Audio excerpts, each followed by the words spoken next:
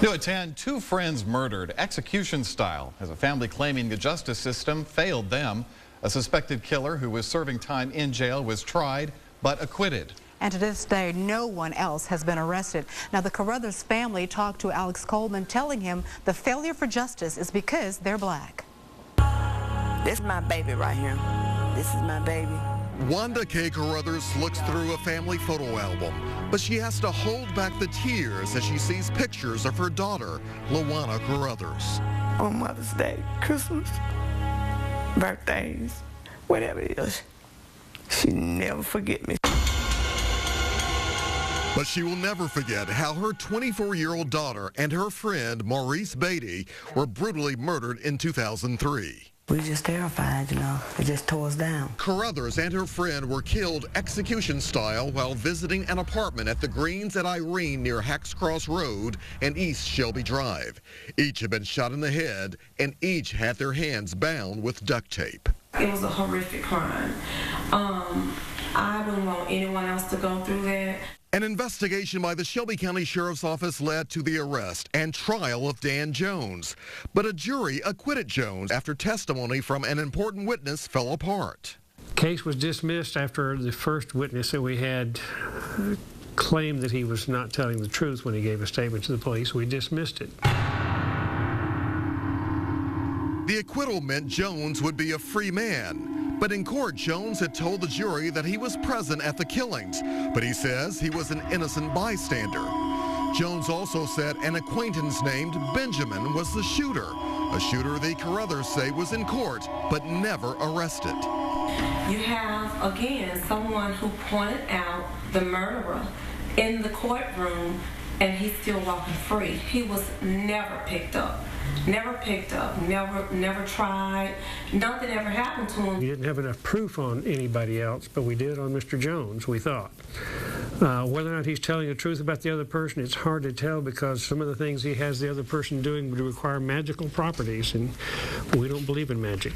8 years later, this case has turned cold. The justice system have failed us. They failed us.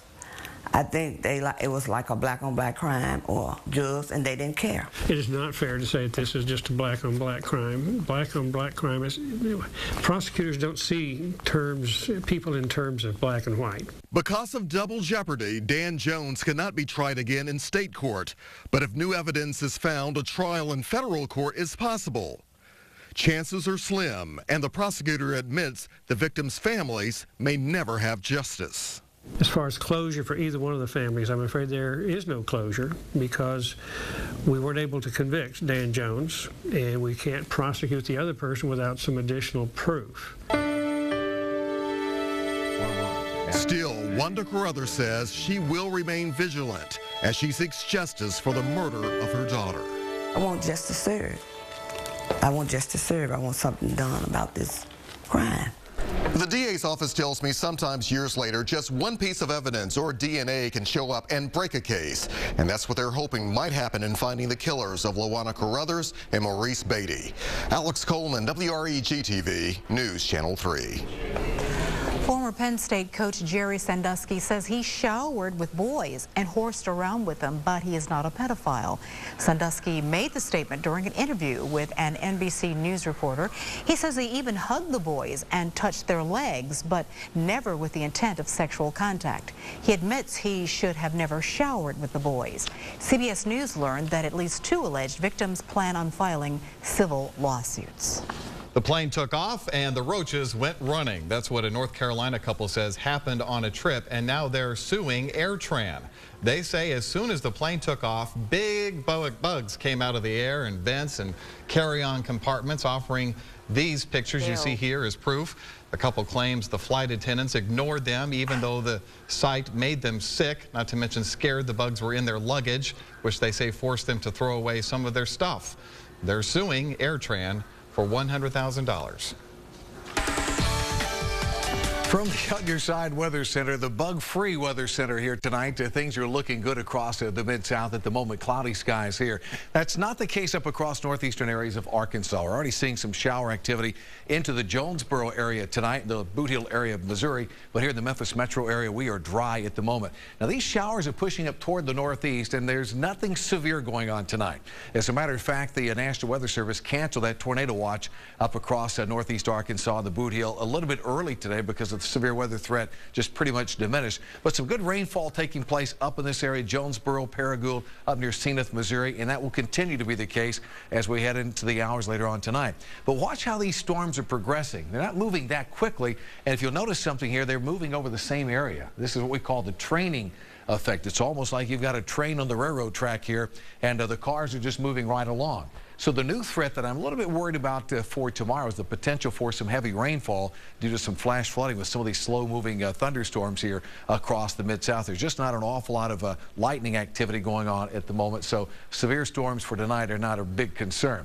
Now, let's check temperatures right now. It's across the Mid-South. 71 here in Memphis, 70 down in Clarksdale, 64 Greenwood, 68 up in Oxford, and Dyersburg checks in with 72 degrees.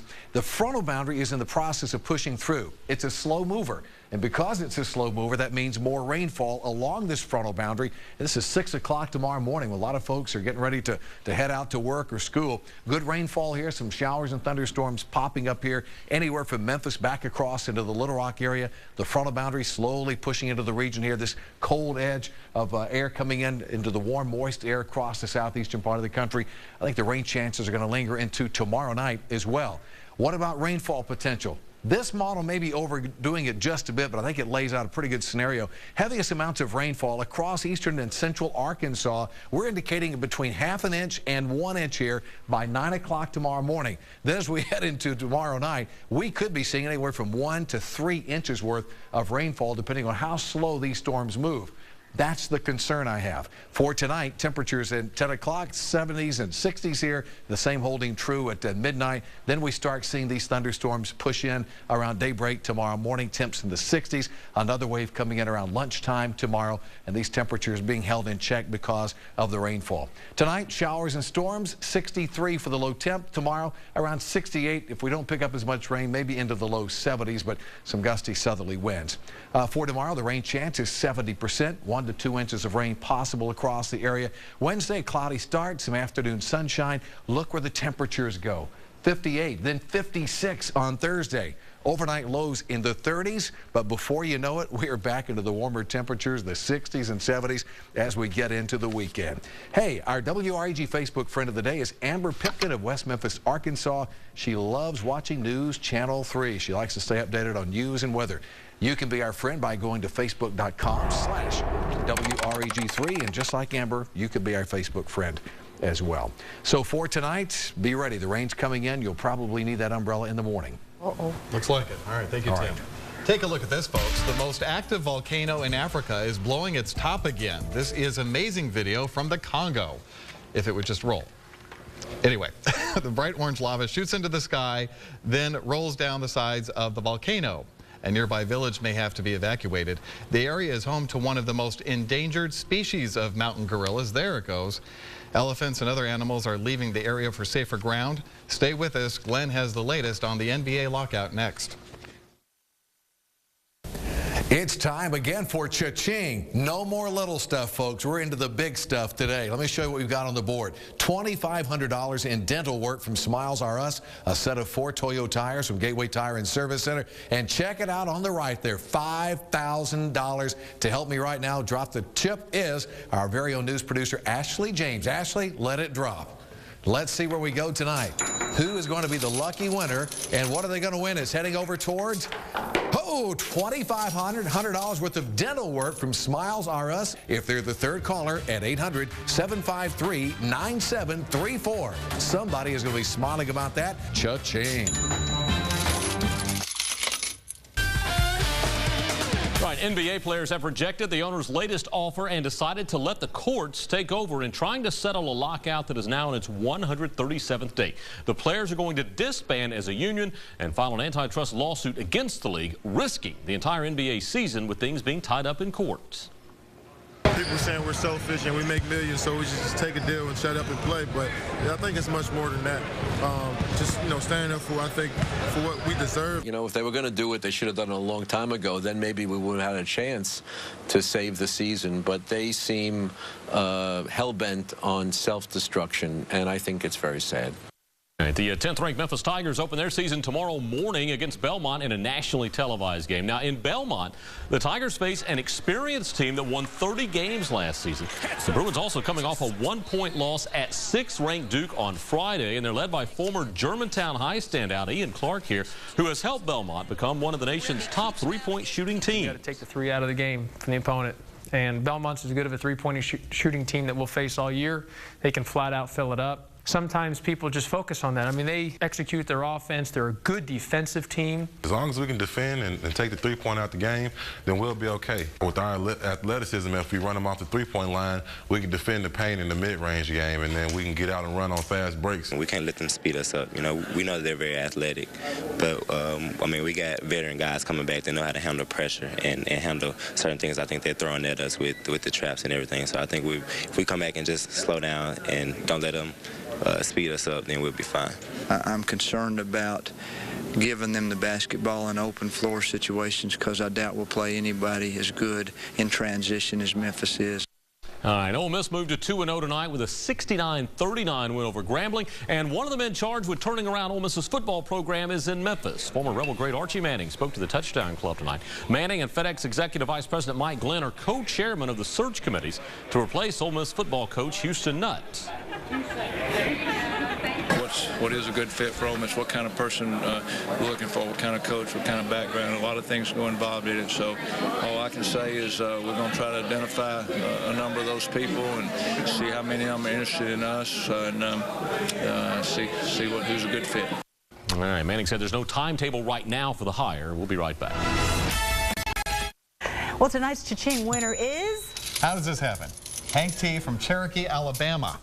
And not even in our viewing area that we know of, but he says that's about 2 hours from Memphis, as a matter of fact. Yep. He wins $2,500 in dental care from Smiles R Us. Congratulations. More chances to win tomorrow night. They got that tire package and lots of cash to give away. Maybe he watches us on satellite or something. Big prizes yet to come. Trust me, I saw them today. Big prizes to come. Hey, listen, we've got some rain on First Defense Doppler 3D weather radar right now up in northeastern parts of Arkansas, but that starts moving into the Memphis area overnight.